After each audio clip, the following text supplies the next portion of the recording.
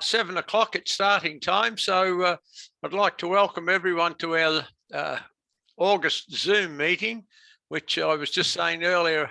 I think this time last year we didn't think we'd be Zooming, that we'd be all looking at each other. But welcome to everyone. Just a few reminders that we're obviously on Zoom. I'd ask you all to turn off your microphones. I've only got a desktop and it's in the bottom left-hand corner so that we don't hear the telephones ring or you slurping your cup of tea. So I think if you don't, Hugh, who's in charge of the electronic side of things, can he'll mute you, but it's preferable if we're all muted. And just also a reminder that it's been recorded and it goes out onto the World Wide Web. So if you think that Vladimir Putin or one of those people are looking for you, you'd better turn your microphone off. A couple of other things that those of you that attend the waffle SIG after the meeting, there'll be no waffle tonight, where you can waffle at home and have your supper at home. And also later in the evening, when we have the iHelp people there, you can ask them a question, or if you like to click on chat and type your question in, Hugh will be able to ask the question on your behalf, but that's in the second half of the thing. So tonight we've got two speakers. We've got Jacky Barker, who is the co-founder of the Sydney Library of Things. Jacky's passion for the Sydney Library of Things came as a direct consequence of running a local media organisation that published numerous articles on sustainability and how we can work toward reducing our carbon footprint. As well as running a local news and media website, they administer a local community Facebook group where members can either ask each other questions on neighbourhood issues. Since she started ITC Lane Cove Chat, Jacky has seen members ask to borrow numerous things. Members have requested to borrow crutches, water pressure cleaners, small projectors, bunny ears for TV, jigsaw puzzles, or you'd be busy doing that, and even a Collingwood Jersey. And don't worry, it was for a community theatre event. This led her to think that we needed an organisation system where people can borrow everyday items. As luck would have it, two community-minded people wanted to do the same. So they banded together using their different skills to get it up and running. They only just launched before lockdown, but had a community day to promote the library, and the support and interest was amazing. Jacky is an ex-lawyer who has worked in government, private practice, and for large multinationals. She is a citizen journalist who loves the whole idea of the circular economy. Now, other speaker is Zack Morris. Zack is a professional audio visual technician, originally from the USA. He works mostly in large corporate events. Zack has been a member of the Brunswick Tool Library since 2017, has been volunteering as the tool room manager since January last year. He is also a passionate computer nerd and tinkerer. I must look up the word nerd. So that the tool library has given him a lot of opportunities to improve the library while also working his creative nature and connecting with like-minded people. So I'll pass it over to you, lady and gentlemen. Okay, well, I think that's my cue to kind of kick off. Just to fill in there, Peter, I think a nerd is a geek who doesn't have very much people skills. Oh, that's right. Is that about right, Zack? That's right. Yeah, okay, got confirmation of that. So I've been interested in this tool library thing for a little while now, and so I decided to contact a couple and have a bit of a chat and see what it's all about. So maybe just kicking off with you, Jacky, what's the kind of deeper philosophical basis for doing this?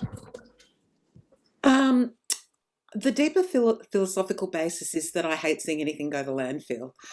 And that I just saw so many people buying one-offs and it's sitting in their garage and never being used again. And then when they're moving out, we get in Lane Cove, we get 4 council pickups a year, and just seeing the stuff that just is out, that just goes straight into landfill. And I just wanted to do something. And if we all do something in a very small way, then that helps. But obviously it's not going to solve all our problems, but it's a start. Right. So so it is really a sort of philosophical kind of a motivation for you rather than a economic, shall we say, practical one. Yeah. Okay. What would you say to that particular question, Zack? Oh, I think there's some economics there as well, but I think you'll find that with so many people involved, that you're able to get better tools and better items, whatever it is that you're hiring out. If you have 100 people putting their money together, you can get a better quality thing that's not gonna fail immediately, which, you can get tools for $50, $60 that people use once and then they just fail and then they throw them out and they buy another one. And it's phenomenal how often you see people buying these things because they're just cheap and that's what they're going for. So with an organization like the Tool Library, the Library of Things, you can actually invest in good quality things. They're going to last for years. And the same way that a tradie would do, or somebody who's going to use their tools regularly, they're going to buy a good quality thing. But all these people who are DIYers and they might use it once or twice a year, they're not going to invest in that. So if we invest in that, and then they're able to use it for a token fee, then we're all better off having easily repairable, better quality things that don't immediately go to landfill like a lot of these ones do. Right, that's interesting because in the club, you guys may not be aware, we've got about 1,400 members at the moment, and we have a table in our headquarters which is free to a good home. And seeing some of the stuff that's been on there and the fact that we have we are sort of in the process of building up a maker space, and we have a workshop area in the building which has been going for ages, which is sort of around electronics. And a lot of the stuff I've seen in there that's sort of been, shall we say, donated by members has been the stuff they don't want at home. And so I've sort of developed a philosophy of please bring it. We want to have the stuff that people would like to have at home, not the stuff that they don't want to have at home, if that makes any sense. So I'm not sure I follow. I think a lot of, because we get a lot of donations, and I do have people come in and go, I'd like to donate these tools, I'm a member, and I'd like to hire them out next week, because they don't want to store them, but they still want to use them. Okay, that's interesting. Yeah. Yeah, it happens quite a bit, actually. Yeah, right. So they're recognizing the value of the stuff they've got, but yeah, no, that's a good one. Can I ask, do you have a local e-waste facility near you as well? E-waste recycling centre as well? I guess that's for Zack, yeah. No, for you, when people are dumping the stuff on that they don't necessarily want at home, because that is a problem with people wanting to donate. Oh, look, our club is really sort of very distributed across the whole of Melbourne, Jacky. So it's much more a matter of what they might have in their own locality. And look, I think. But do you publish that? I'm sorry? Do you publish where the local e-wastes are that do the recycling? No, this is a good idea. We have the editor of our newsletter here, so there's one for you. Maybe a little research, a little list of e-waste facilities. I have to confess, Jacky, I'm accumulating e-waste at home at the moment because I'm not entirely sure what the process is of getting rid of it. Oh, and look, and look, the obviously, one man's trash is another person's treasure, and so the stuff that I no longer need may still be of value to someone.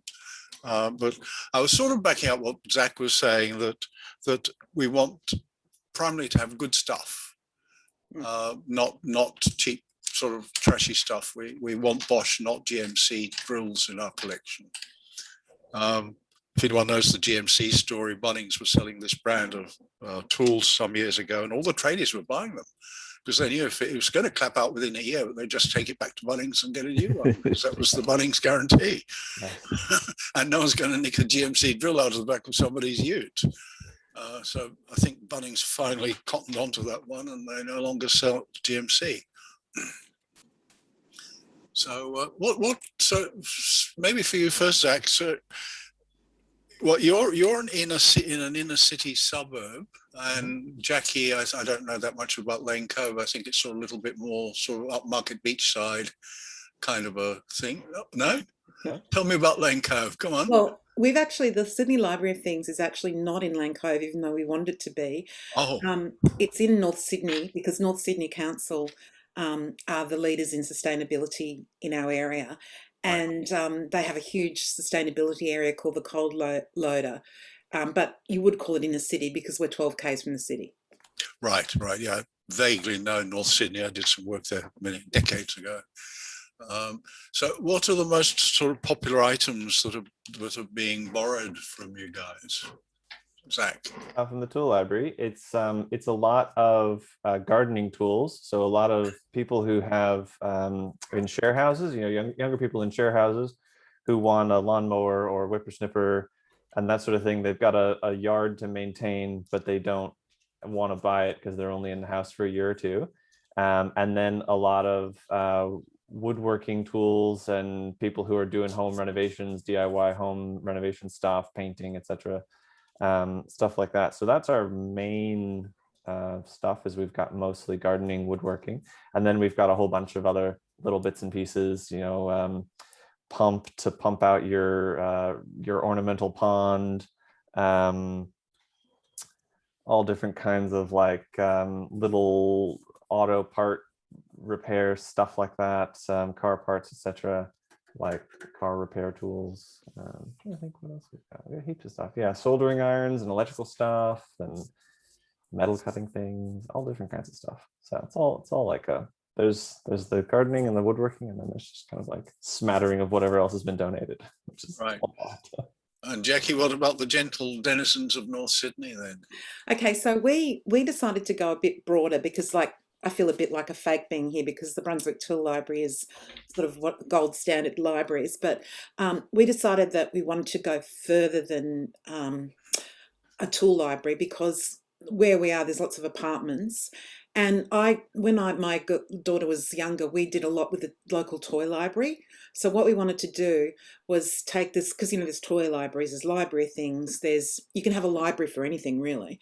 But we just wanted to be a bit bigger and have stuff that people want and not just necessarily tools. So for example, and we've only just started, but at the moment, things like the food dehydrator, the water pressure cleaner, things that the people in apartments can't really keep but want. I've got to say, Jacky, I'm a little jealous. I really wish we were the Melbourne Library of Things, not the Brunswick Tool Library.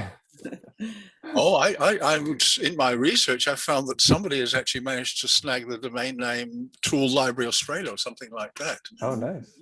Some guys up on the Gold Coast or somewhere. So they've sort of got the generic one, or just toollibrary.org.au, I think it is. Oh, very nice. So, yeah. So why aren't you? Do you know why aren't you the Melbourne Tool Library? It's all really down to Jolene, our founder from 2013. That was what she decided to name it. We haven't decided to change it since then.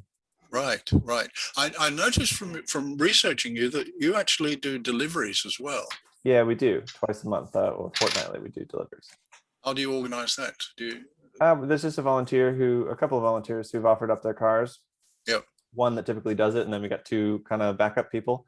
And we have in our My Turn system, there's an option for people to say, I'd like to have it shipped to me. And then we just arrange a time with them every other Thursday for the pickup and the delivery. Right. And we're going to click and collect because of lockdown in Sydney. Yeah, we do pretty much all of our stuff click and collect in the main library. And they can come in. We try to tell them not to come in without a reservation, but we have reservation systems, so they have everything ready for them, and then they can just carry it away. Right. So, but you then sort of open up just one day a week. Is that correct? The tool library is open 3 days a week. 3 days a week. Yeah. You gads. Yeah, 4 hours a day. Yeah. We're only open on a Saturday. Yeah. So I'm guessing that probably Zack has more members at the moment than you do, Jacky. So roughly, what are those numbers? We've got about 550. Yeah. Jacky? Oh, we've got very small. We've only got like about 15 because literally we launched and then lockdown. Yeah. Okay. Yeah. Fair enough. So you've been open like what, 4 weeks? Yeah. Oh wow, okay. I really like your website. Oh, thank you. The little video is very nice. I do wish it had more shots of your space though. Well, we haven't been able to do it the way we want to because of lockdown. Yeah, sure. Yeah. It looks like a nice place though.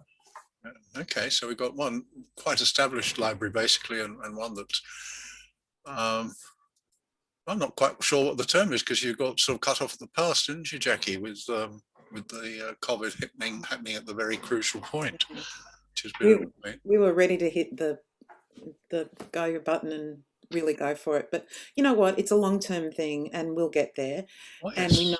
we know that because we had one day, an open day, and the people just came and said this is the best idea, so we know it's got legs. Yeah. So how have you been funding it, Jacky, with in that sort of crawl up startup?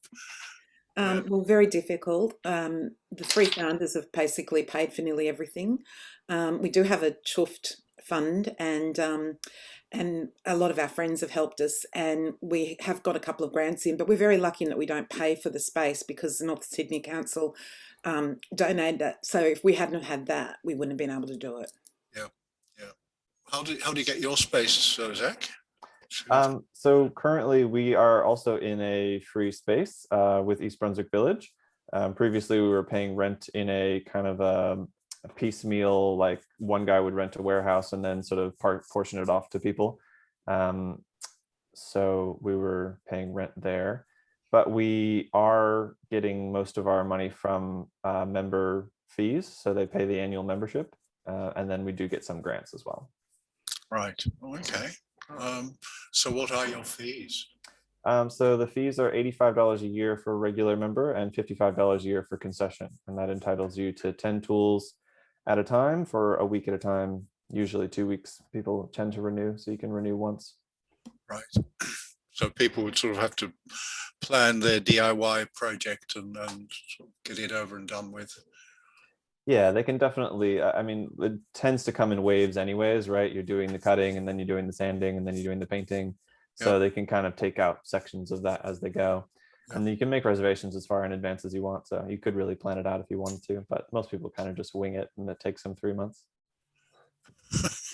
It puts a bit of time pressure on you then, doesn't it? If you've got to hand back the drill in 10 days time. Well, when I hire tools, I always make sure I never renew, because it just motivates me to do the job in a week. Yeah. I gotta get it done. I can tell you that wouldn't work for me. I've got a project sitting on my bench here that was started in prehistory.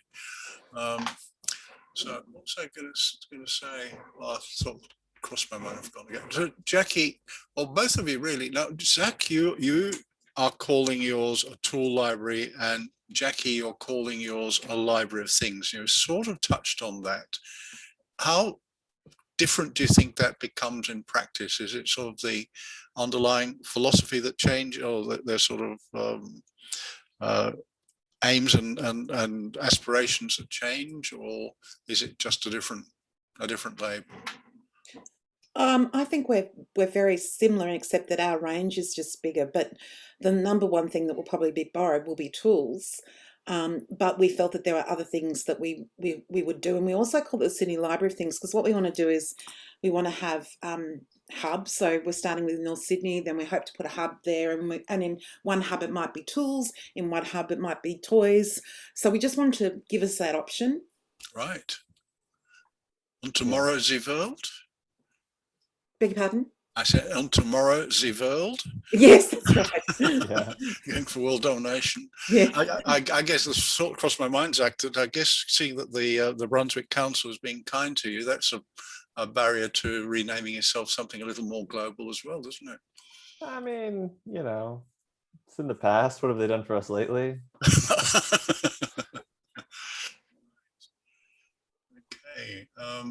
So what are your fees, Jackie, or are you just not really in a position yet to be serious about that? Well, our fees change by the day, to tell you the truth. We start off with a month, 3 months, 12 months, and then we start off with 1 week borrowing. But at the moment, we're taking anything basically, just because we don't know where we're going for the next couple of months. So, but they will be very similar to what Zack's got. Yeah. And how did you arrive at those sorts of numbers in terms of We just market? we just looked at everything that people were doing around the different tool libraries, and we also said, well, look, why our motto is why buy when you can borrow. So it's got to be something that's affordable, so that people go, well, it's going to be cheaper to borrow than buy. Yeah, I actually think our fees are quite low, considering the breadth of stuff that you get access to. So,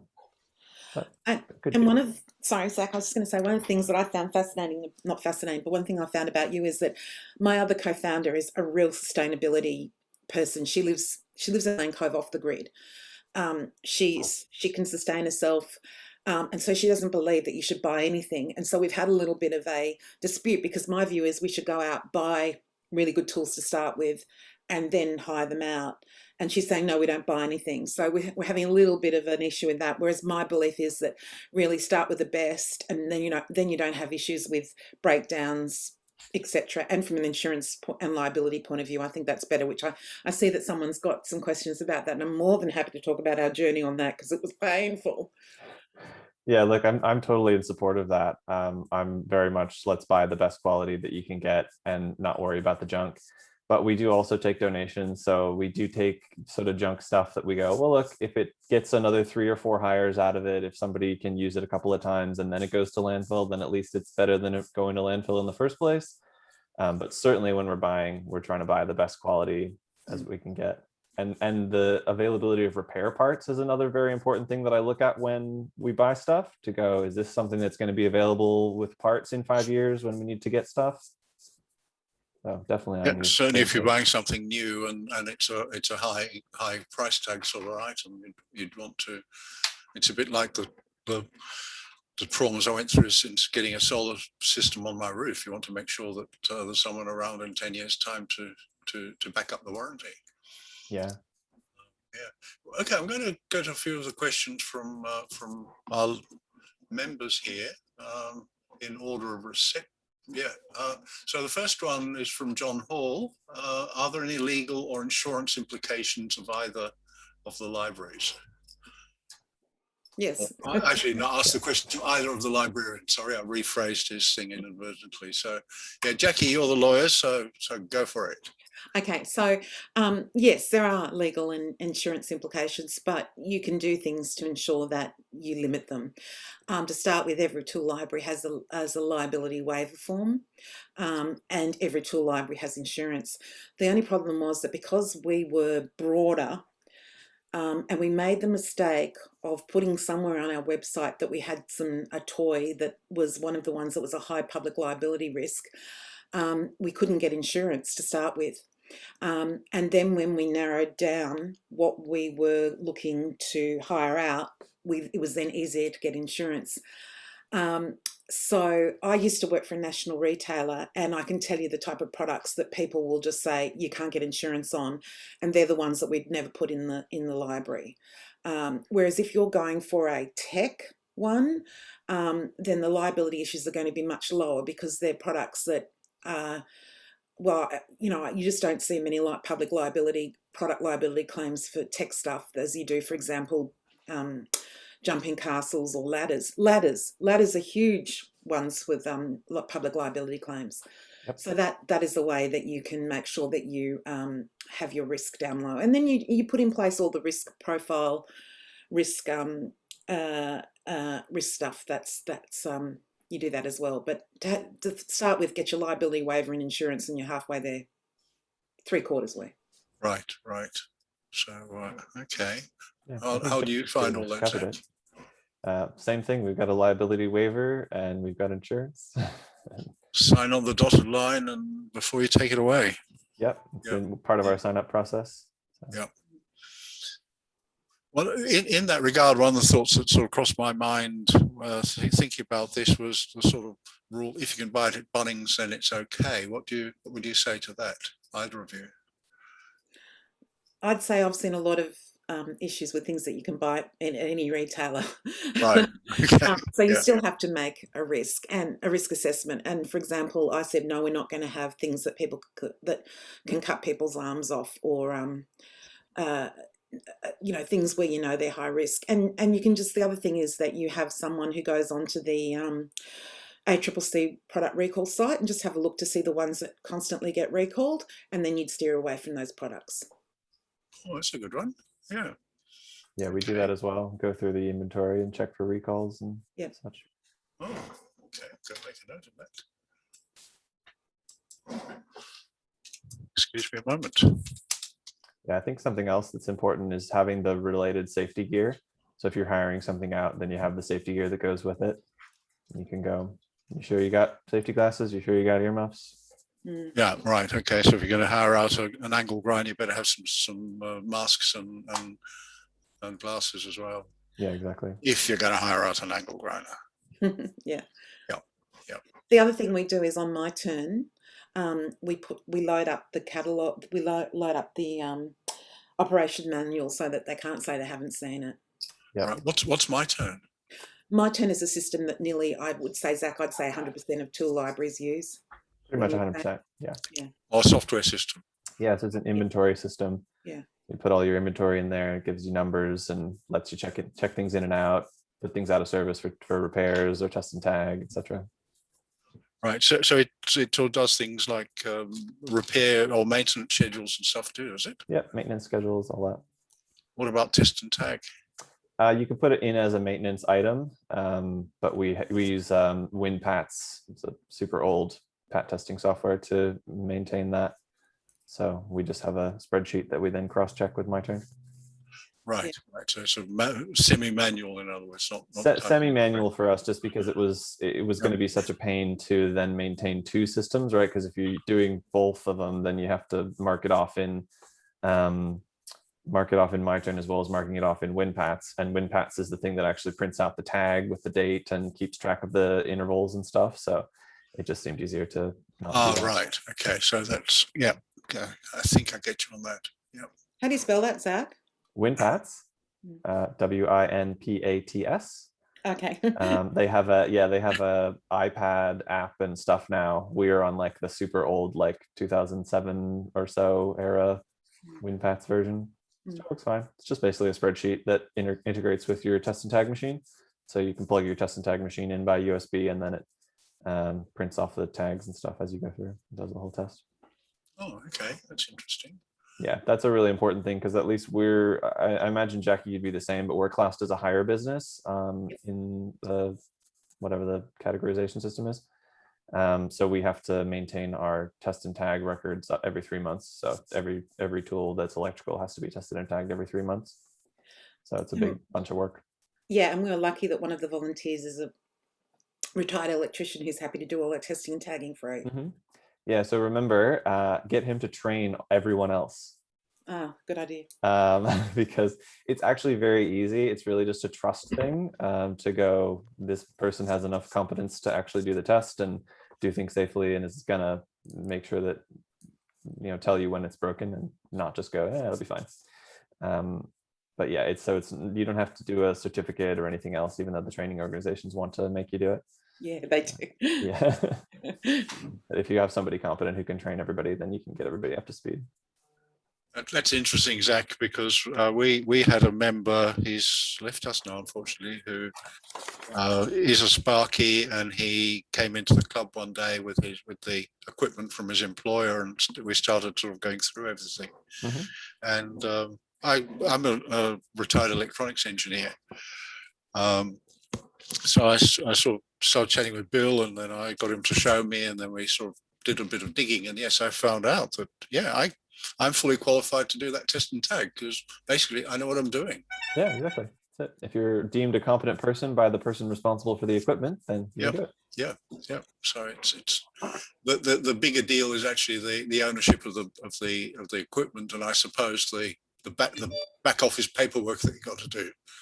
Yeah, The well, that's fracking. it. Yeah. The law says that you have to maintain your electrical equipment in safe working order. It doesn't say how you have to do it. There's an Australian standard you can follow, and that's what the test and tag is. But the law just says it has to be safe. Right. Yeah. So that's the thing. If it's not safe, WorkSafe's going to come down on you and goes, where's your records? Where's your this? Where's your that? Yeah. But if it's safe, So do it's whatever you private. want. Yeah. Okay. So here you are, Mr. Inspector. Here's the evidence that we had actually tested and tagged it on the 27th inst. Exactly. So it's more of a legal cover your ass than a safety thing, but it's still important. And it's the sort of thing that you can teach anybody to do the visual inspection. Visual inspection is where you get 90% of your faults. So you can teach somebody to run their hands over a cable and check to make sure the plug's not broken and there's no exposed wiring. Then you're 90% of the way there. You just remind me of doing a visual inspection on an extension cord in an airport hotel room in Hong Kong, and it failed dismally. I can tell you. It was actually appalling, considering it was not a third-rate hotel. I have an interesting comment here from Michael Allison. It's not really a question, but it's an observation which may feed into something you can tell us, Zack. Some relatives by marriage who live in New York do not own a car, but there's a scheme there where residents can use a car from a share pool. What a great idea. Now, you're an inner city resident. You're probably seeing that happening in Melbourne now, and you're nodding as well, Jacky. Yeah, I've been a Go Get Car member for 5 years now, so that's been around for ages. There's Car Next Door, which is a little bit cheaper, and that's individual people actually hire their car out. And then I think there's Green Share Car and probably half a dozen other ones that I don't know about. Yeah. Quite a few of those schemes around, yeah. Yeah. Yeah. In fact, our local council has about 4 parking spaces in the CBD where you park the Go Get Car, so it's easy to access. Right. Well, I live out in the suburbs, so I don't see any of that sort of stuff. I have to say, when Uber's first started up, I thought, well, it's never going to reach us out here in Hyatt, but it actually has. But the share car one is going to take a long time, I think, to get this far out. It's got to be in places where there's good alternative transport that people would be living without a car. Yeah. So if it's a place where you can only drive, then it's not really going to take off because people have cars. Okay, is that back to front? You're saying there's the public. I haven't even bothered to look into public transport here, apart from the train into the city. But yeah, like you're not going to get a Go Get for every day and have it all the time because that would be too expensive. You just I see what you mean. Yeah. Okay. Yeah. Fair enough. So for me, I ride my bike everywhere, or I walk everywhere, and occasionally take public transport. Yeah. And once a month, maybe I'll get a Go Get to do a pickup or something like that. Yeah. We see well in our household we have two adults and we still have 2 cars, and she's not listening. But part of the reason she won't run the risk of not having a car available the moment she wants it. So we have 2 cars, but I have to say I sort of contemplated not having a car of my own and just using an Uber for the odd occasion when the missus won't let me use the car.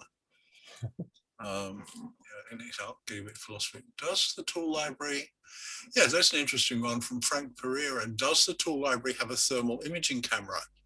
They're extremely hard to borrow in Melbourne. We don't have a thermal imaging camera, but we do have a thermal imaging thing. It's like a check for drafts in your house kind of a thing, and it's got a thermal sensor in it. So it does the colors. You kind of set a baseline, and that's green, and then you move it around, and the cold spots are blue, and the hot spots are red. So it's not as specific as a thermal imaging camera is, but it's something you could use for that sort of a thing.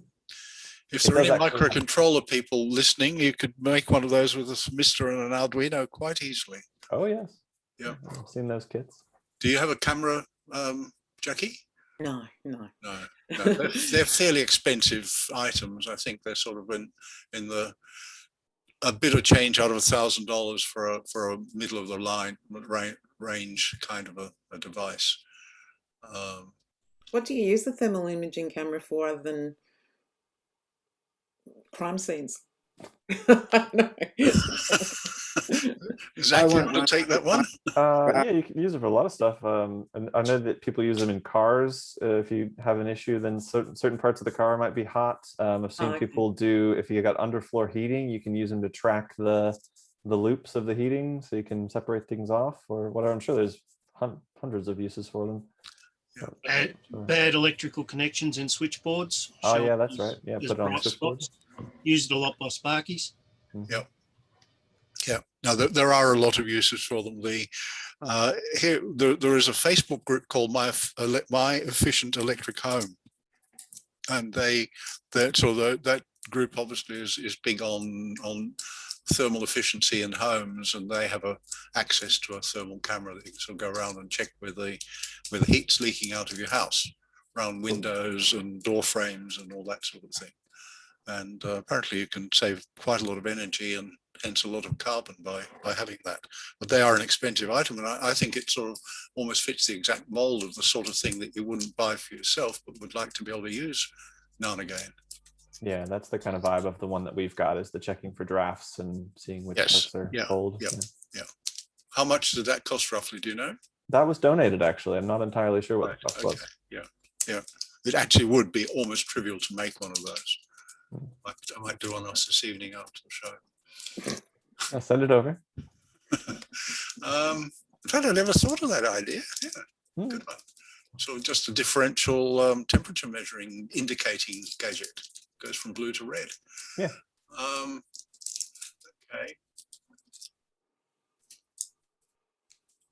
Oh, this is more a comment. Oh, from Sean Clark, who just piped up about the camera. The Australian Postal Institute used to run a tool library out of the CBD in the mid-70s. It lasted. Oh, Sean last used it 10 years ago. Yeah, he's commented off on the get-go thing. Oh, no, interesting question from Kirsten, ever the social butterfly. How do many people meet and make friends at tool libraries? I think so, at least among the volunteers, definitely. At least with COVID, we haven't had a lot of member interaction because they're not really staying long anymore. They used to be able to browse more and wander around the library a bit more, but now they're kind of coming, getting the tools and going. But certainly among the volunteers, I'd say absolutely. That's a lot of what makes it quite fun for me to go these days, is just meeting the new people and seeing what they're interested in and their skill sets and having fun. That would actually be a good argument for restricting the hours that the library is open, wouldn't it? That you kind of force people through this funnel so they've got to be there at the same time, rather than having something that's open 8 hours a day, 5 or 24/7 or whatever. Yeah, I think it's more the volunteers that it's really good for the volunteers. And we've only had a Zoom volunteer meeting, but that went really well. I mean, when people are hiring stuff, they want to get in and get out because they want to do their projects. So it's not. Oh, I've got the sounder for a week. I better get moving. Yeah, that's right. So, but for volunteers, it's just you get that volunteer high. Mm-hmm. Yeah, you do get people who come in and ask questions. They're not really sure how to do their project, so they want some advice and stuff. And sometimes we were able to help and sometimes not. Just really depends on the volunteer. So sometimes you get to know the members that way, but certainly most of the social interaction is in amongst volunteers. Right. So talking about volunteers then, how many volunteers do you have, Zack? And how do you recruit the volunteers? Because even with a club of like ours with 1,400 members, it's impossible to get people to volunteer to do stuff. So what do you do? What's your secret there? So I think technically we have about 100 volunteers, but actively volunteering, we have maybe 35 or 40. Wow. And I think we really used to struggle quite a bit to get volunteers to do shifts, etc. But I sort of led a push earlier last year, mid last year, to go, let's get people on regular shifts. So whatever they're comfortable with, 2 hours a week or 2 hours a fortnight or 4 hours a month or whatever, because we kind of do 4-hour shifts and then some people do half shifts. So that's been huge. That like we've got one guy who comes in for 2 hours every week on Wednesday, just like 3:30 till 5:30, just every week. And then a couple other people who do Wednesday afternoon, Wednesday later on, and then people who do the weekend. And so it's like once they get on those regular shifts and they're like into it, then we just don't have to worry about them. It's been really nice compared to having to try to like roster people and strong arm them into doing shifts. Yep. All over the place. Yep. So are these people, are they young people like you, or all geeks like me, or just a mixture? A bit of a mixture, yeah. We've got some older guys who do the Monday maintenance. A lot of our dust volunteers are in the younger cohort, although they're not all. Like certainly, we got people who are in their 40s and 50s, and yeah, there's young people. A bit of a mix. That's young people, yeah. Well, they're not all in their 20s. I mean, I don't. So we've actually got 20 volunteers, which is we're really happy about because we're only in our infancy. And how we recruited them was that I'm lucky enough to run a local media organisation, so I just pushed it through that.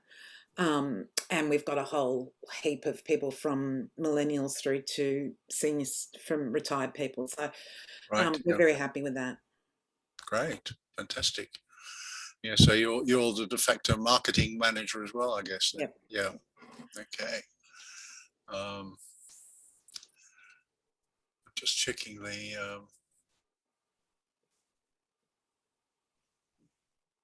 Okay. Oh, right. I'm just scrolling here. Give me a bit.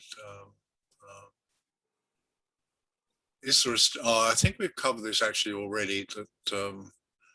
Is there a standard indemnity clause that Jacky could point us to? This is from John Hall. I'll answer that, John Hall. I've already got a copy of it.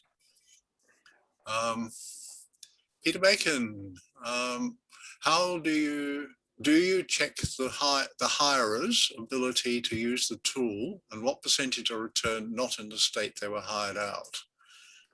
Okay, so do you really know how to use this chainsaw? Sorry, we don't do chainsaws, do we? Do you really know? Zack might. Do you really know how to use this rolling pin? Yeah, we do chainsaws.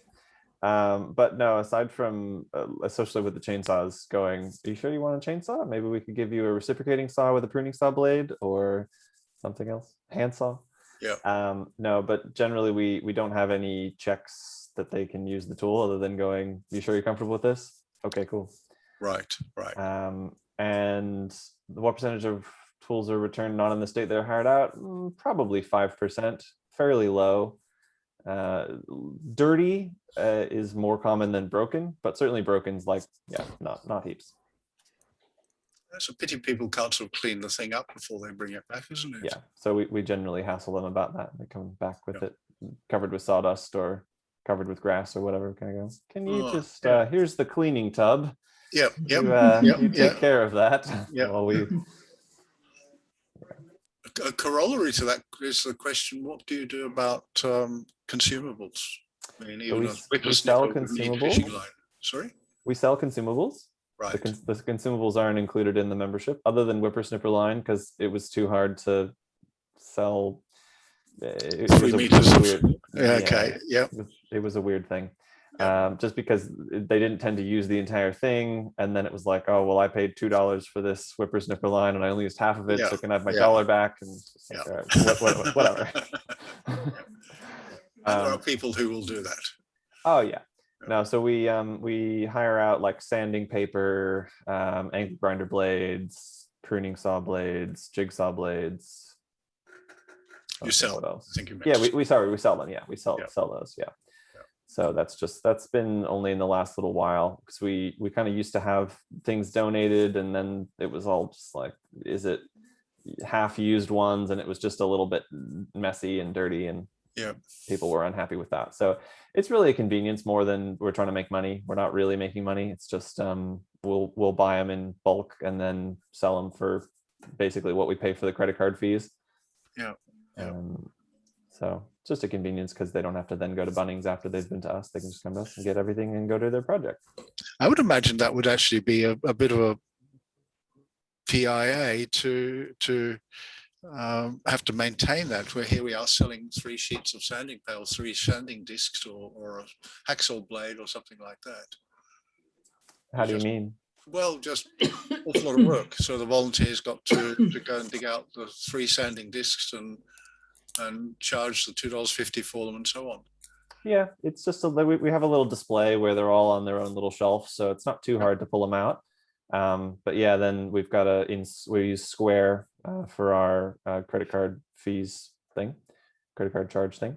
Yep. So inside of Square, we have the whole inventory of what items and how much they are. So then the volunteers just have to click on each one and go, okay, cool. They got 1 sandpaper, they got 2 angle grinder discs, etc. And most people only buy 1 or 2 things if they buy anything. So it's never a huge amount of money that they're having to deal with, or a huge purchase. Yeah, it's not so much the money as I'm thinking of as the amount of bother to go to to sort of transfer ownership of a sanding disc to someone. Yeah, that's what we do. I mean, we buy them, so we got to be paid somehow. Like I say, we're not making a profit, but it's got to cover the costs. Yeah. Okay. From Paul Woolard, what about CO2 detector for gas heaters? That's a good idea. You might have one of those. I don't have one of those. That's a good idea. You probably, I don't know, I don't really know Brunswick that well, but you're probably old houses there where people are still using, well, certainly using gas heating. Certainly. Yeah.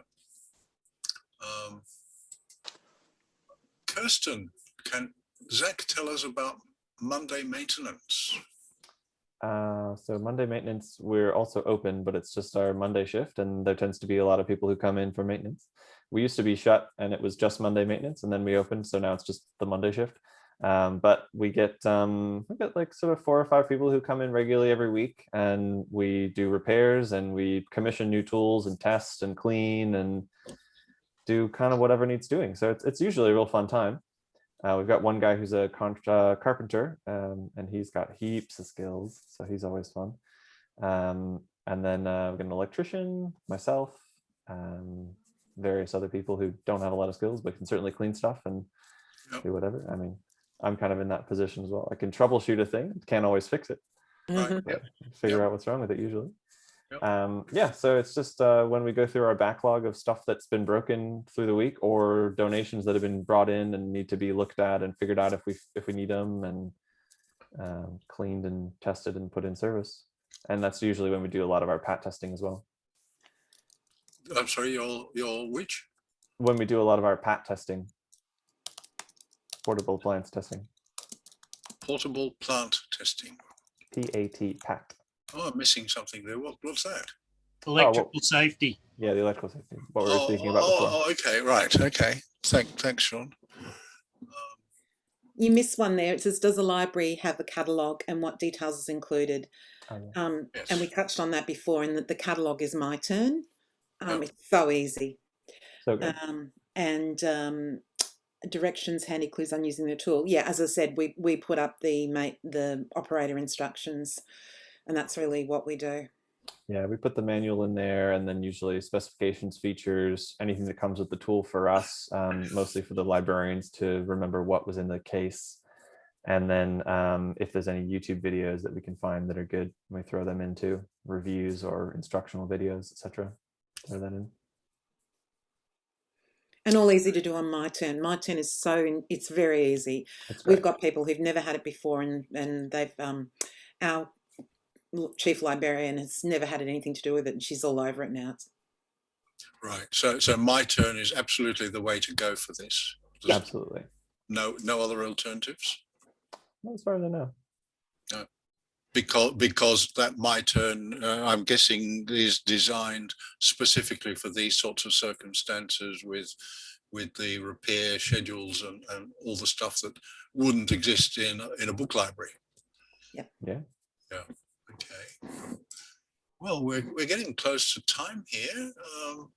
For all you guys at home, there's a couple of links at the bottom of the messages screen. Might want to have a look and see if you can crash a couple of websites by clicking them all simultaneously. Where do you host your websites? Very good question.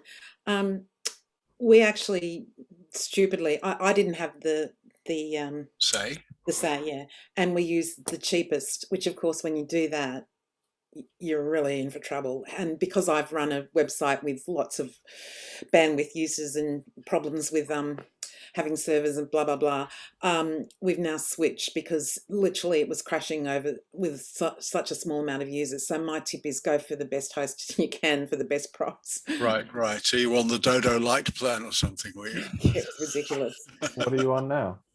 I can't tell you because we just changed literally yesterday, but the one we're on was hopeless. What are you on? We're on Squarespace. Oh, okay. Yeah, I found that Which a little makes bit sense. difficult. Does it go with Square? No, it doesn't. They're different companies. Oh, different company. Okay. Yeah. Okay, so is that one of these free ones, is it? No, we pay for it. Yeah. Yeah. I'm My not sure how turn. much. My turn is free for up to 500 SKUs. I don't know if you've got more than that, but I'm not sure what an SKU is. stock keeping unit. Yes, yeah. items. Yeah. Yeah, we do. Yeah, we have 1,400 units. Yeah. So But you're it's paying for it.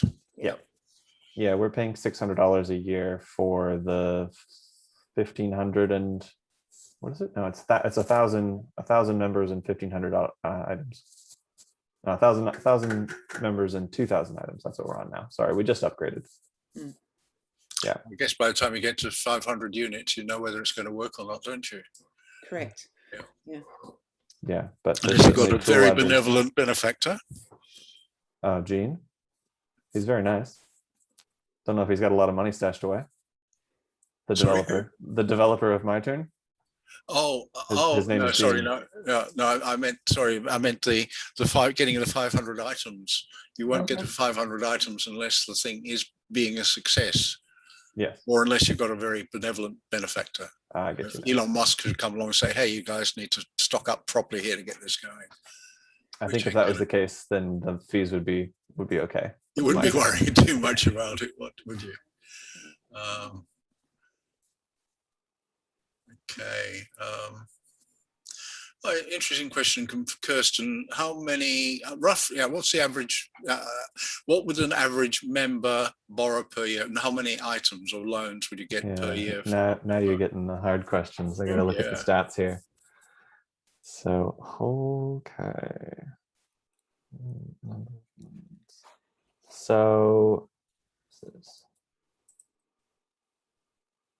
our most active member has 246 loans in the last year. Gosh. Wow. Well, they're getting value for money, aren't they? Yeah, it's not necessarily how many items they hired, because that would include renewals. So that would be how many 1 week loans did they do? Yeah, sure. And then if you look at the other way, by days borrowed, this is their whole thing, isn't it? Yeah, this isn't just the last year. This is since they joined. But one of our members has had one of our items for 2,250 item days, right? So they've been returning them. So it's not, they haven't just held on to it.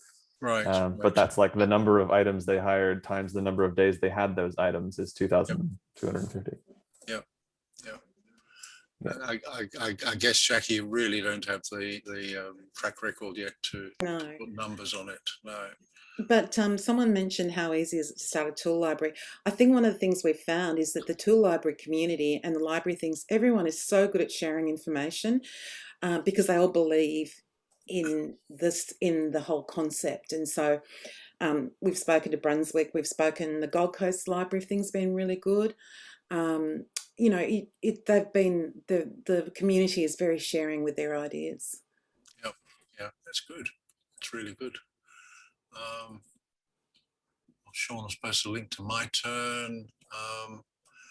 As a comment, as just a comment from John Poppins about a FLIR camera. FLIR is a brand of thermal camera, by the way, being used for following wildlife and termites and bees and all kinds of things. You can see the note for yourself.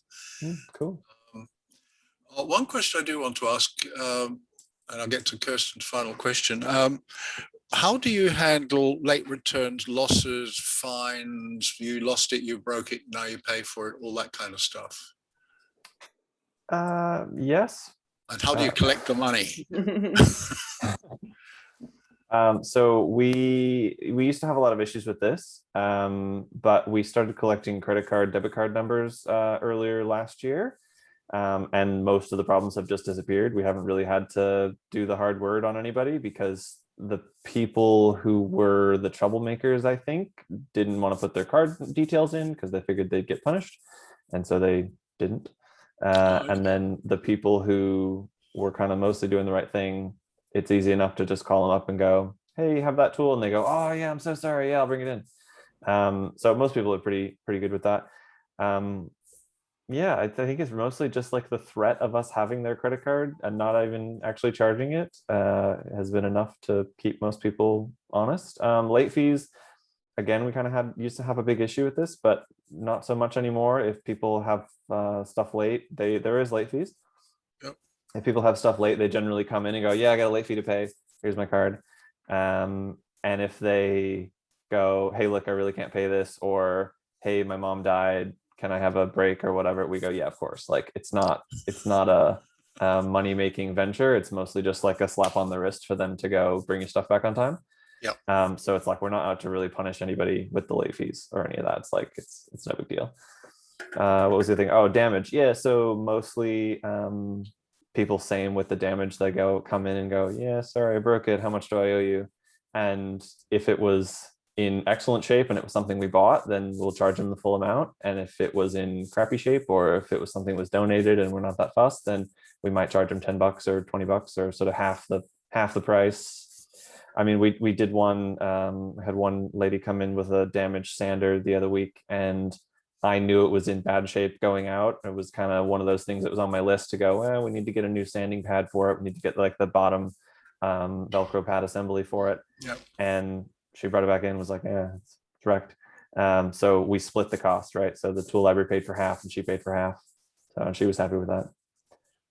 Okay, so once it sounds almost, once you've got the principle of holding credit card numbers, but it pretty much sorts it itself. Pretty much, yeah. We have much less issues than we used to, and that's all held with Stripe. So we're not actually holding their credit card details at all. It's all just on our system. So right, okay. No security implications. So Stripe is a credit card. Yeah, processor. Right. So okay. they're associated with MyTurn. So our MyTurn site is linked up with Stripe. Oh, it just integrates into it, does it? Yeah. So that then members can pay their fees online, members can sign up online. And that has been such a godsend. That has been huge for us, because we used to have to, like, people had to come in and pay. They could still pay card, but they would have to come in to join, and they just wouldn't, or they'd forget, or so just the fact that they can sign up online, pay the money, make a reservation, all in that same transaction has just been huge, as opposed to kind of like half signing up and then maybe never coming in and actually finishing the sign up. Right. And that's the same with us, although we have noticed that there's a few people who sign up but then don't pay because they think, oh no, I don't want to give my credit card details, but that's fine. Yeah, we've got like 400 people on the system sitting in that position. Yeah. Wow. I'm sorry, I forgot, Zack, how many members have you got? I can't remember what I had. 550 active. 550 active. Okay. Yeah, we've had maybe 2,000 actually come through, so sign up and be a member for a while and then leave. Right. So okay. Still a little bit of an attrition problem. It's resolving a little bit. I don't know if it's resolving or if we just have more people coming in than we used to. But yeah, I think a lot of people have us for a while and then either leave the area or don't need the service anymore, so they don't have it anymore. Yep. Kirsten raised an interesting question: interlibrary loans. We don't do it. Guess what the answer to that is? Yeah. It'd be cool. Haven't figured it out. Yeah. And the final question, which will be the last question because we're just on 8 o'clock, from Michael Adams, who's one of our newer members. Actually, he, just for interest, he came in through the Coda Dojo initiative. Are things like welders or 3D scanners available at tool libraries? So we have welders, but we don't have any 3D scanners. Right. Yeah. Yeah, so the whole inventory is on MyTurn if y'all are interested. It's on our website. Yeah, there's a link to both the libraries in the questions, Mick and others who want to look at that. Okay, well, hey, do you have any questions for each other, Jacky and Zack? I had the opportunity. Fired them off as I went. Yeah, I did too. But it's lovely to meet you, Zack, and thank you very much for connecting us. It's lovely, and good luck with it all. I hope you do it. I think it would be a really great thing to do in your area. Yeah. Okay, well, feel free to stick around, Jacky and Zack, if you wish. I've got a deadline to meet, so I'm going to say goodbye and thank you. Okay. Thanks a lot, Jacky. Bye. Thank you. We'll talk again, I'm sure. Bye-bye. Bye. Yeah. Okay, I think that just about wraps it up, and back to you, Peter. Thanks very much, David. Look, I found that very interesting. I'm sorry Jacky's gone, because I was about to tell her that the club have asked me to give Jacky a bottle of wine, and the treasurer gave me permission to buy a business class ticket to Sydney to give it to her. But seeing she's gone, I won't be able to carry out that pleasant task. But I found it interesting. I moved into a brand new house 55 years ago. It was just a block of land. So I bought spades and wheelbarrows and all that sort of thing. And they haven't been used much lately. And I've got a granddaughter and her partner are looking to buy a house. So I hope they're looking for wheelbarrows, picks and shovels and everything like that. So I can get rid of all my stuff that I don't need anymore. And I thought I'd be able to pass on some of my tools to my granddaughter's partner, but he's got more tools than I have, so I borrow them off him now. So it's the other way around. But extremely interesting. I'm not too sure in the eastern suburbs out here whether there is such a tool library, but I know there's men's sheds, what they're like, but extremely interesting.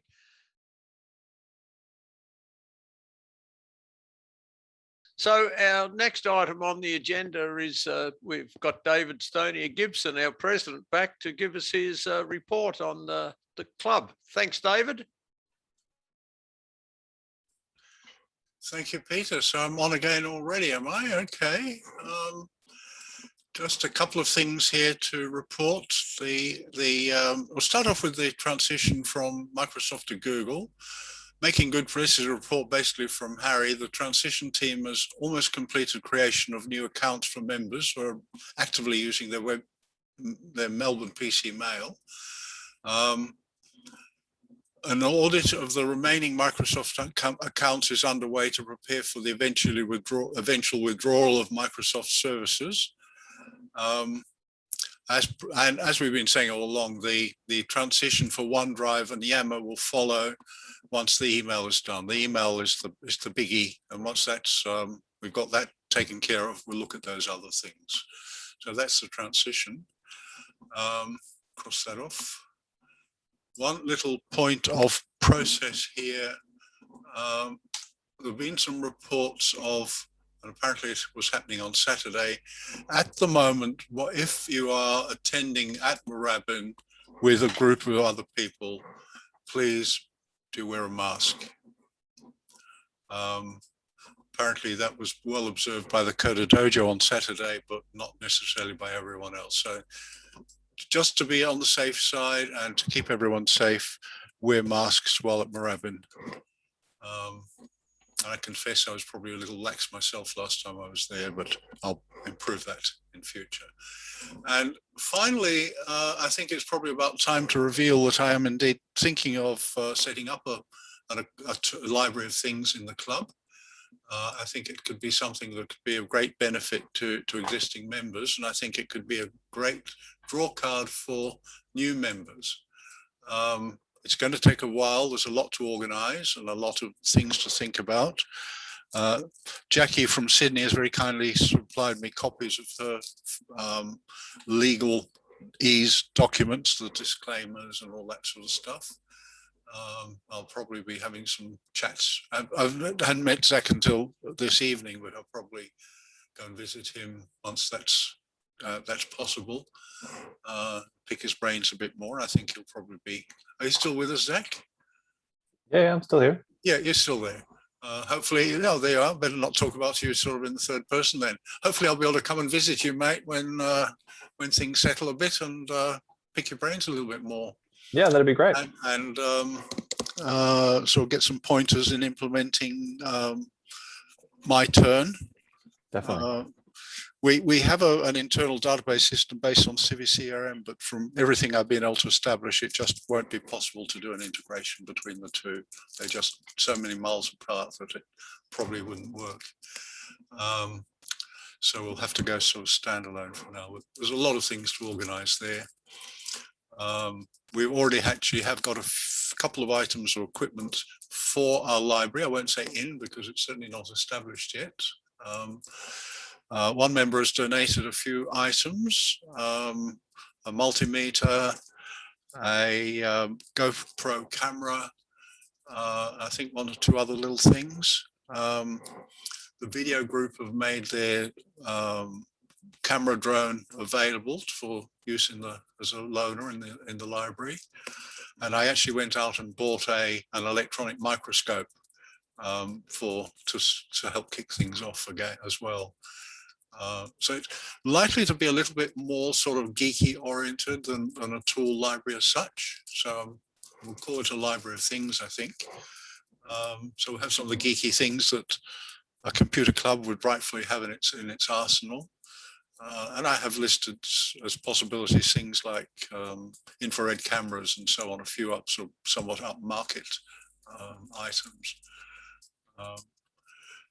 So yes, coming slightly out of stealth mode there, where we are looking at having a library of things in the club, which will hopefully help to rejuvenate the club and youthify it a little bit. And that's basically is my report for now. With the lockdown and everything, there's not a great deal of other stuff happening. So thank you for your attention. Thanks very much, David. Yeah. It's good to hear that we've got some innovation going within the club. Now I'd like to introduce Kirsten, our monthly meeting organizer. She's got a few pleas, PLEAS, that she wishes to put to the members, and so listen carefully and act on what she has to say. So over to you, Kirsten.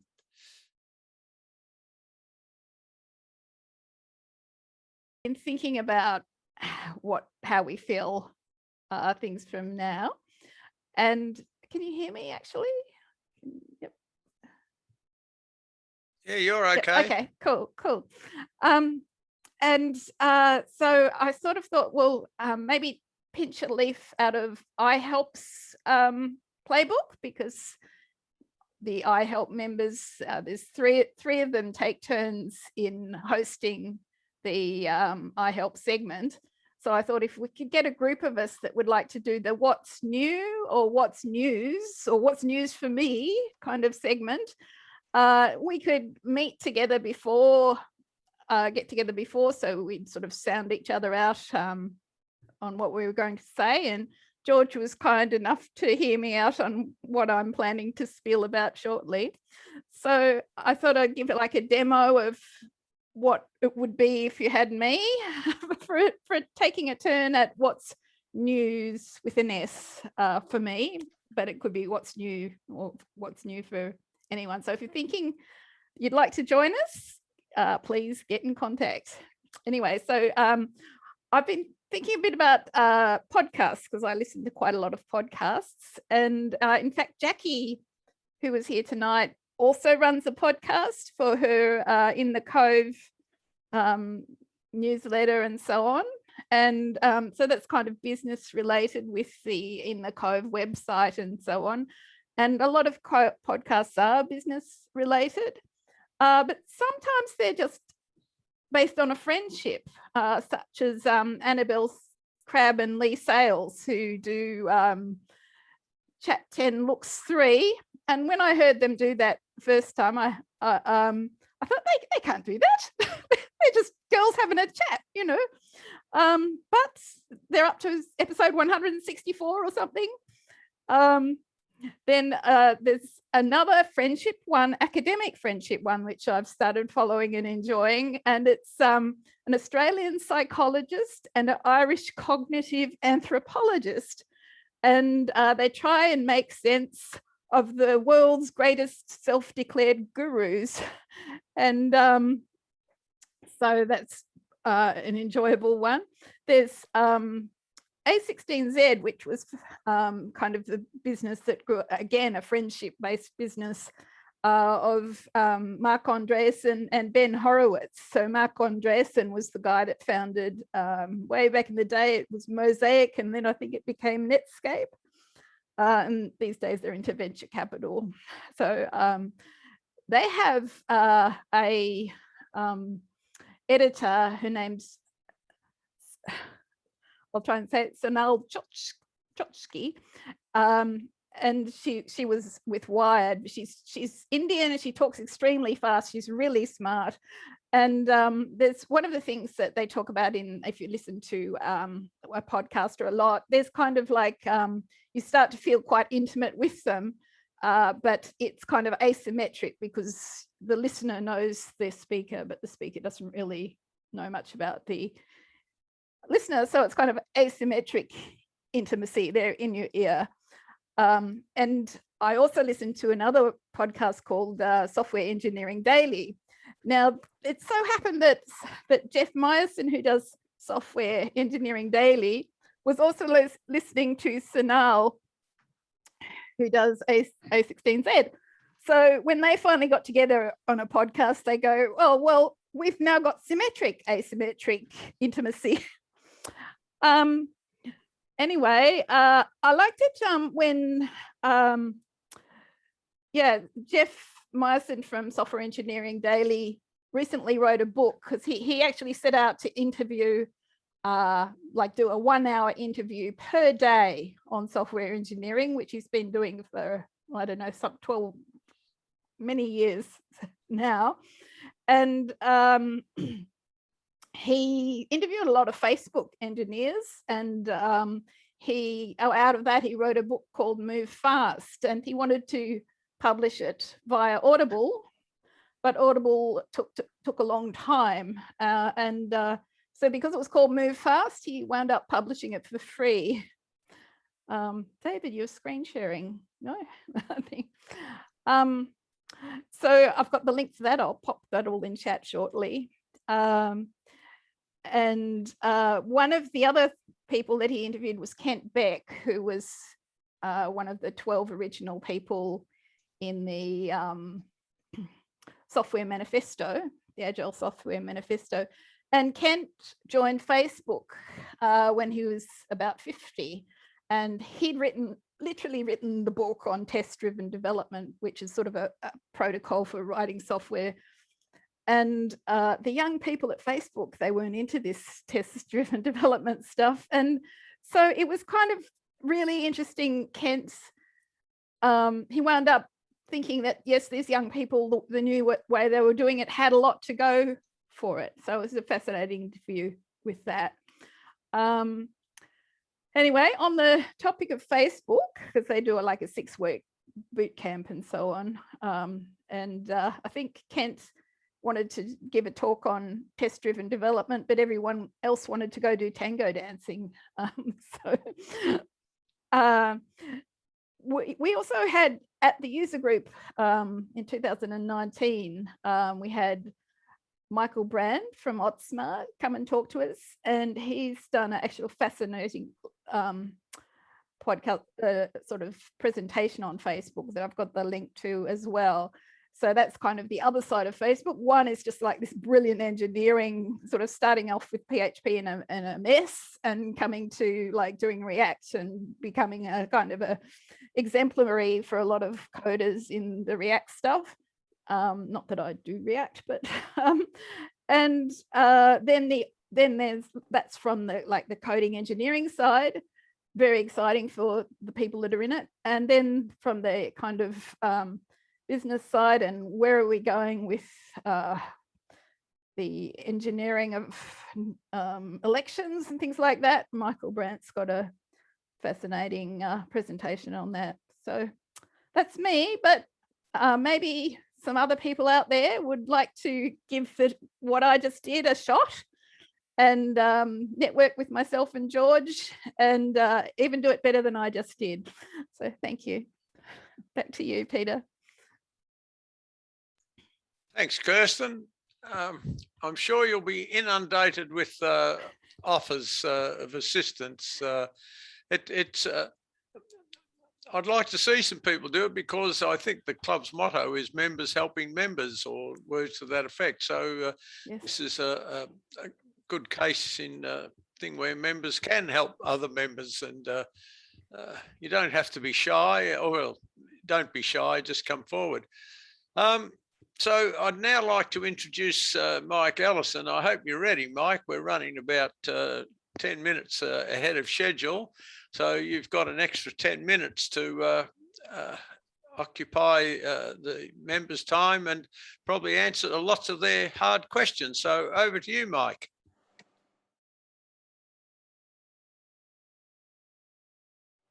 Okay, well, I certainly haven't got 20 minutes of news for you, so there'd better be some questions or I'm just going to sit here with my mouth hanging open. I don't think there are any pre-arranged questions. There is an opportunity for people to record their questions and actually send them to Kirsten. What's this? Ah, Windows 11. Yes, well, I've got an interesting story about Windows 11, which makes me a little bit angry, actually. About 11 months ago, I replaced my fairly old system and bought a pretty high-end computer that would enable me to continue research into an industrial program I was writing. So I invested in a computer with an i9 processor, which is pretty damn quick and impressed me. Anyway, I downloaded the Windows 11 app to determine whether my machine could run Windows 11, and it said, no, it can't. What? I paid all this money for this high-end computer and it won't run Windows 11. Well, that is just a load of rubbish. Or as they say in the UK, just a load, and everybody knows what the rest of it is. Anyway, the thing is that there is a special chip which is used for encryption that is part of Windows 11. And most machines sold in the last 3 years or so would have this chip in the machine. But the software that Microsoft put out hasn't taken the trouble to detect whether or not this chip is there. Now, as a default, when you install Windows 10 and you've got the chip in place, it is disabled by default. So a casual look will say, no, you don't have it, therefore you can't load Windows 11. Well, that is a very shallow and disappointing approach by Microsoft. If they'd looked a little deeper, they would have been able to send a reply that said, before you can install Windows 11, you need to make sure that the chip is enabled and perhaps even provide the means to enable it safely. Because to do it yourself, you've actually got to go into BIOS and make some changes. And that's a very risky thing if you're not confident of what you're doing. So that was the first of my news items, and it certainly got up my nose to no small extent to find that Microsoft had taken such a shallow approach to advising people as to their ability to install Windows 11. If they want me to install Windows 11, surely to goodness they should have said, well, you've definitely got the chip and it can be enabled and then you can install Windows 11. Any comments from anybody on that? Has anybody looked at swapping to Windows 11? It's still a few months away before it will actually be available.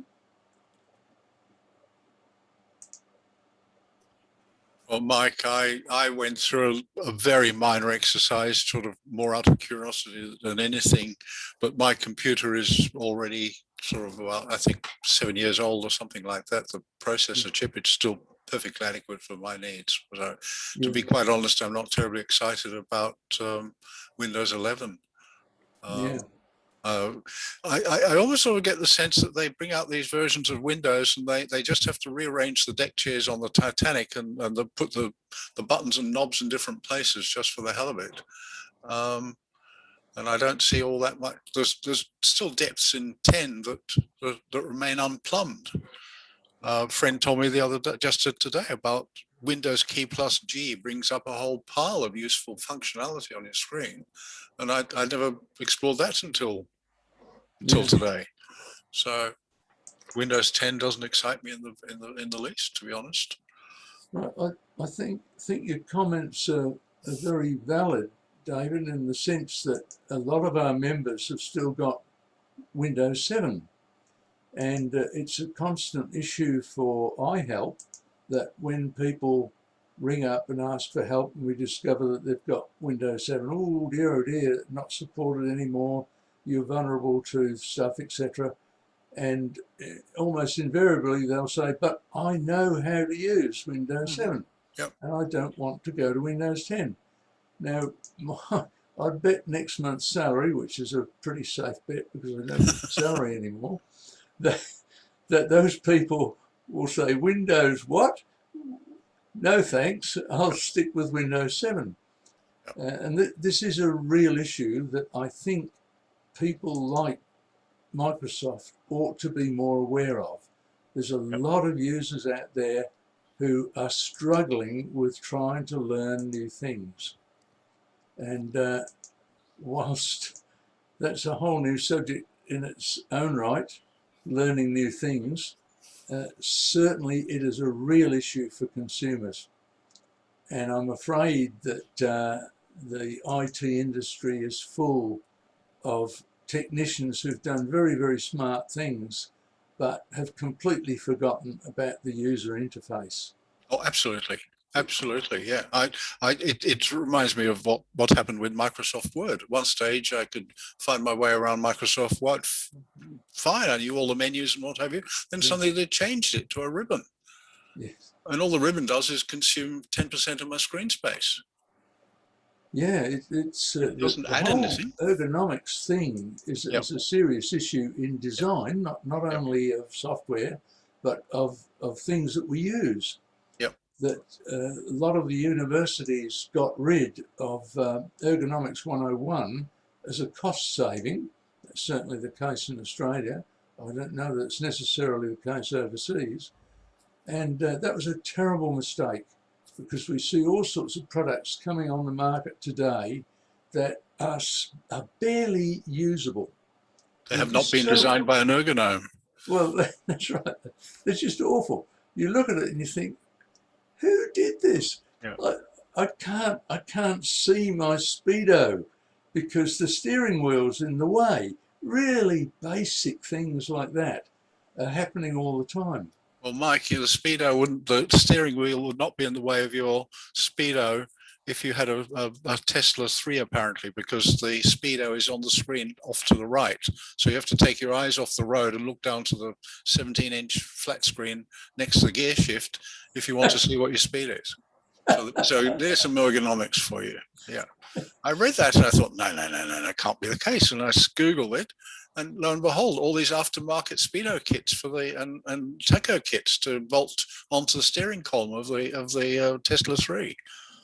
That's absolutely astounding. You're talking big bucks. Yeah. And I refer to them jointly as pimply-faced little script tweenies. Dare I put in? It does have a party mode, request? though. Sorry, Sean? I said it does have a party mode. You push a key sequence and all the lights and things all go off at once. Well, I've designed enough user interfaces in my time to think I know a little bit about it, even though I'm not a qualified ergonom. It's I look, even just with the Services Victoria QR scanning program or app is not bad, but it takes 5 presses to get to the result when it could be stripped back to 3. You shouldn't need an app at all. It should be able to just go to a website. No. Actually, the app is good in that it retains your information. I learned the other day you can put in a second person, so when she who shall be obeyed and I go into a store together, I can scan and then tick and say yes, she's here as well. That's very cool. Yeah. But when I launch the app, I still have to tap one button just to get to the scanner interface. Yeah. I agree with you there, David, but unless you've got a reasonably recent phone, you can't even load the app. That's another matter. Yeah, that's another matter. And maybe there should be an Android 3.0 mode for it as well. I don't know. I can't answer that question. And that's a difficult one because, yeah, look, we've got people in the club. I had a conversation with a member not long ago who doesn't actually have a smartphone. And they have no choice but to fill in the clipboard thing. Mm. Yeah. Well, don't get me started on the ATO and the business portal, where the security code requires that you have, I think it's version 7. I had a version 6 Android phone. Oh yeah. So I couldn't install the app. I couldn't log in to the portal. I had to buy a new phone. Yeah. I put in a formal complaint to the ATO saying, well, for heaven's sake, do your designers think about this issue? Because there's a whole lot of, I'm a nano business, not a micro business. There's a lot of nano and micro businesses out there where the owners have got to spend a substantial proportion of their annual income to upgrade their phone for no other reason than to be able to log in to the business portal. And I did receive a sympathetic response to that, but nothing's been done. You've still got to have an upgraded phone. You're up against the pimply-faced little script tweenies, aren't you, mate? Yes, indeed. Yeah. Look, I had that some years ago in my business. I was applying for some R&D grants, and I couldn't actually do the thing unless I had Microsoft Office installed in my computer. Yeah, yeah. So the Australian government was basically compelling you to have an American software product in order to get a grant. Yeah, that's a bit The forms were all in Microsoft Word, with text, fill in the form fields and all that sort of stuff. It was really. I mean, I had the software. I'm not sure if we'd paid for it or not. Can't remember. But yeah, it's unbelievable. It's completely and other bits of software in the Australian government is brilliant. Some of it is really brilliant. If you've applied for a passport, it is smooth as. It's really good. Copyright or trademark registration is great. Works really smoothly. When I had to register a trademark in America, I just paid somebody to do it. David, with your smartphone, have you tried turning the camera on and just pointing the camera at a QR code for the QR code scanning for logging into premises? Because in my case, it will simply, from the camera, launch the browser, take you straight to the website for the government login, and it all proceeds from there. You don't have to start the app. It's start the camera, point it, tap a URL that comes up on the screen, and you're away. So maybe it's just a different way of using your phone that you haven't tried. I'm not sure you directed that question at Rob, but the problem there is that you don't have the protection of knowing it's actually taking it to a safe site. There have been cases that have been mentioned on Yammer of fake QR codes being put up in premises. Well, it does show you the URL before you tap on it, so you've got the choice then. And obviously, if you don't like it when you first see it, you can close it straight down. if you've got the smarts to actually read a URL and understand what it's saying. Well, Right. can I say something there? My experience, I've got an iPhone and I installed the Victorian app and I thought that logged into the camera, and I was using the camera, and that takes far more button presses to log on with the camera than it does just using the app. The app's about 3 button presses, and using the camera, it's about 5. The app is 5. Well, on an Android phone, it's 5 presses. I've measured it. I've tested it. Yeah. And the other thing I'd like to mention is talking about the MyGov website. If you go onto MyGov and go to Medicare or a Centrelink, you can get on with a single login and check screen. If you want to go to the tax office, you've got to have what they call double action check-in, including your phone. Yes. Now, my phone died, and the government app is such that if your phone dies, you cannot add a new phone. You've got to get a new ID name and re-log in the whole way through. It's complete madness. So the thing is, don't connect to the ATO on the MyGov website if you want to have a simple life. Everyone together now. 1, 2, 3. Pimply-faced little script tweenies. I love that phrase. Thank you for that. I'll turn off now. Oh, that worked well, didn't it? Not to panic anyone, but often when I come across these sort of situations, I think of the hotline between Putin and the current US president in the event of a nuclear mishap. I just hope that they've thoroughly debugged their software and not made such a hash of it as a lot of the stuff that we see. Yeah. Otherwise, one day we will all be vaporized. Now, I must tell you a horror story because it has the potential to catch people out. As well as being a member of MelbPC, I'm also a member of a Probus Club, which is also a club for elderly people. Sorry about that, folks. And our club had to move premises recently, and in the new premises there was no laptop to feed the projector, and we had some embarrassment with a speaker that we couldn't show his slides.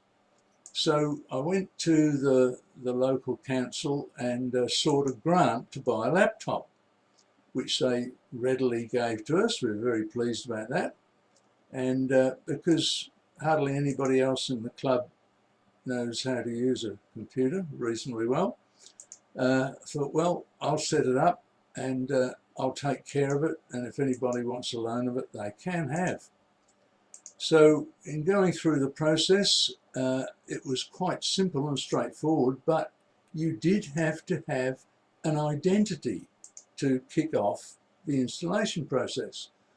Well, the club doesn't have an identity, so I'll just use my own. Did that, everything fires up. Beauty. Gee, this works well. This is really good. Really happy with this. The money was well spent, and a lot of people will be happy now that they can see projections on the screen. Well, while I'm here, I just want to check my bank account. Let me just have a look. Oh my stars, it's logged me in. It knows my username and password. And so I went into settings and had a look at passwords, and lo and behold, on this new machine, which is not linked in any way to my desktop, all of my passwords, scores of them, are on that machine. Well, I could loan it to Joe Blow tomorrow, and they could say, oh, we'll have a look at Mike Ellison's bank account and see if there's a way I can pay myself money out of his account. It was just really frightening. So obviously I deleted all of the passwords using settings, but just a warning that if you do get a new device and you set it up using the same credentials that you have on another device, Microsoft has all of your information and it will simply download it onto the new device as a convenience for you, but potentially a security disaster. Again, nobody's thought things through to say, can we verify that the person using this machine is who they claim to be, or are we now giving somebody's private information away to somebody else? Absolutely Wow. astounding. I was really appalled by that, quite scared by it, and luckily I was able to catch it before it could do any damage. Mike, Yeah, there may be somebody there who knows this. I'm just looking at Windows 10 settings. yeah, And in the settings is an option to sync your passwords. yeah. Now, I can't tell whether it can be switched off because I'm not using a Microsoft account to log in. Mm. I'm getting in red the message, your passwords won't sync until you verify your identity on this device. It remembers quite a lot of my logins, but I'm guessing, and I can think of at least one other person who's there now who can probably confirm or deny this, no two, that what carries them across is the parent Microsoft account you give, which will be the one you use for login. Okay. Yeah. I mean, this computer knows several of my Microsoft accounts and their passwords. I know that from the fact I'm not having to enter them all the time, even in different browsers and so on. But my login identity is not a Microsoft account. But I'm hoping somebody knows whether you can disable. I can see a slider. I think there is a slider where you can switch off sync passwords. Yeah. It's just grayed in mine because I'm getting the warning that I couldn't do it at all until I introduced myself properly to the machine. Right. I haven't done. Yeah. Yes, Harry, you can turn it all off. Thank you, Philip. That's good to know. Yes. Yeah. But it also comes to the process of actually setting up a new machine. With all due respect to anyone setting up a new machine, if you're setting up for a club, you should never use your own Microsoft ID. They're cheap, they cost you nothing to set up, and you can actually get a free email address out of it. And whenever we do that for other people, we always create a new ID for them and say, well, this is for the organisation. And you can have multiple profiles on a machine as well, so that yours is yours, and you put your password into it. It's your password and your credentials. So I'd never give out machines with my credentials on it to anyone.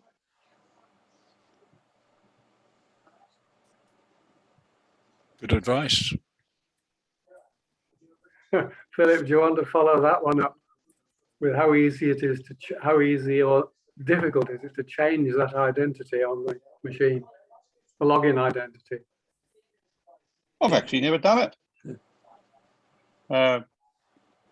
The main identity, you can't. Yeah, I'm one of those weird people that actually rebuild the machines every 6 months.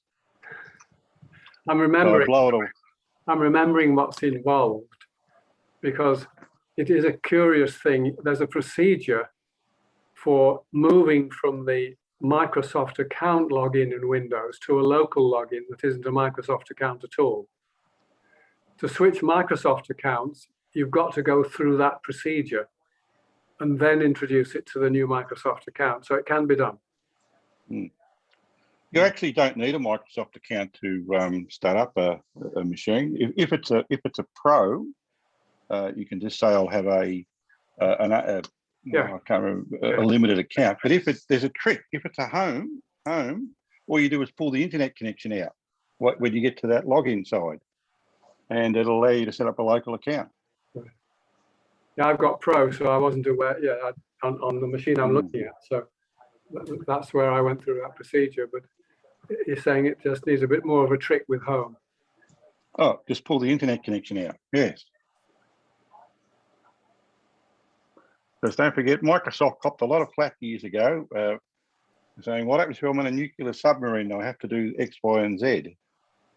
And so without an internet connection.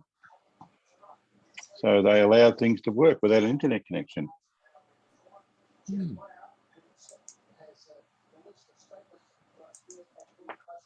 Another little update that might interest those who use Word.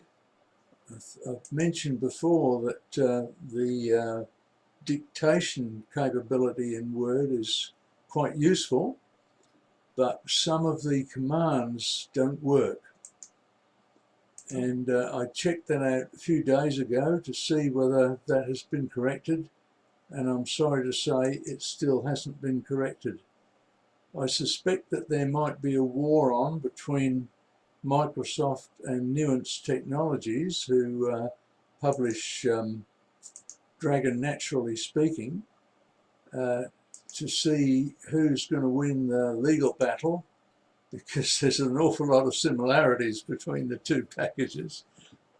But at the moment, the version that you get with Microsoft 365, many of the commands simply don't work. And that must be a big embarrassment for Microsoft. I'm told that the online version does work, and I haven't the faintest idea why there should be a difference between the online version and the version that you install on your machine. But that's the way it is, and as of right now, it's still useful if you're crashing in an awful lot of text, but you will run into problems if you try to do more sophisticated things like bold and italicize individual words or delete individual words. It simply won't work. You have to do it manually.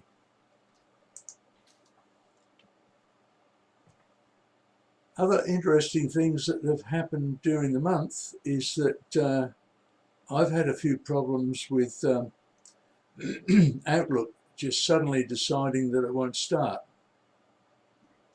And if you go to the settings and apps and then modify, you can choose a repair function, and the repair function I found on all occasions quickly reinstated Outlook so it would start okay. One member had Outlook 2007, which was giving a message that the PST file had become corrupt. So we went through quite a lengthy session using Quick Assist, and there is a repair function that's quite different. You have to actually invoke an app that exists on the machine, but it's rather difficult to find. I think the process took something like 1.5 hours and 8 different stages, but it was entirely successful. It fully repaired the PST file, and the member was able to access all his stuff on Outlook successfully. But bear in mind, that's getting pretty old. Outlook 2007 is pretty old. And in fact, subsequently, the same member has approached iHelp with a deeper problem, which looks as if it's associated with the age of the machine. The machine itself might be giving up the ghost. It's reached its use-by date.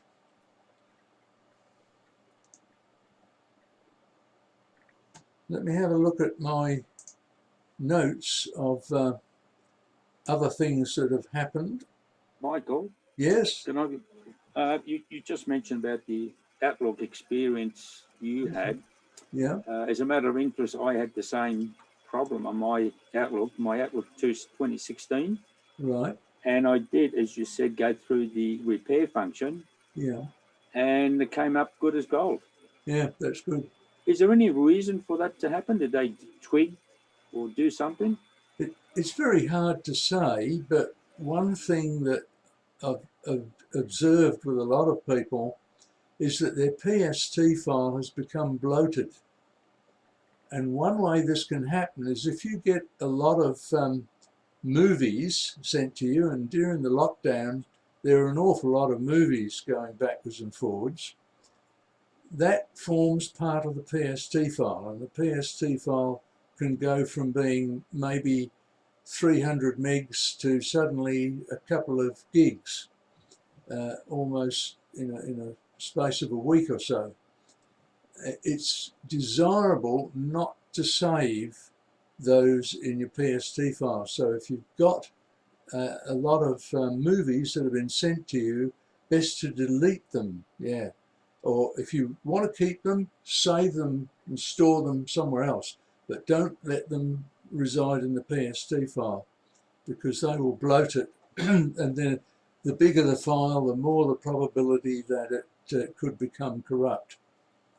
So that's the only likely suggestion I can make. Or people have kept tens of thousands of emails dating back 15 years. That will bloat the file as well. In fact, my practice is to keep a subfolder of incoming and outgoing messages year by year, and then have that auto-archived. When you move to a new year, you start another one. So you've still got the PST files for all of those past messages. And if you need to go back 2 or 3 years to find a file, you can do so, but it's not bloating your PST file. It's keeping the PST file nice and compact. Just see if there's anything else. Thanks for that, Michael. No worries at all. Yeah, dictate, we talked about that. We talked about Impress last time, and yes, very impressed with LibreOffice. Looked at that. Yeah, I've got a funny story about Excel, but I'll leave that to see if there is any more questions.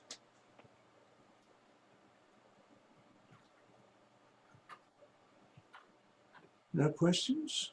Nobody's having any problems? Gee, that's pretty good. Maybe, Michael, if I can just ask a question here. I haven't been listening the whole time, but I haven't yet transferred over to Google for the email. And from what I heard David mention, I might not have much more time to do it. What's the procedure? Do I have to come and get a new password? And if I do, who do I get it from? Well, you don't need to take an initiative. I'm sorry, was that Paul? I can't see who it was. Sounded anyway. We come for you. You don't need to come for us. Okay, so I can sit back and just wait. You can sit back and just wait. We'll send you a little BA do when we're ready. We should be in the next 2 or 3 weeks by now for everyone who's using email.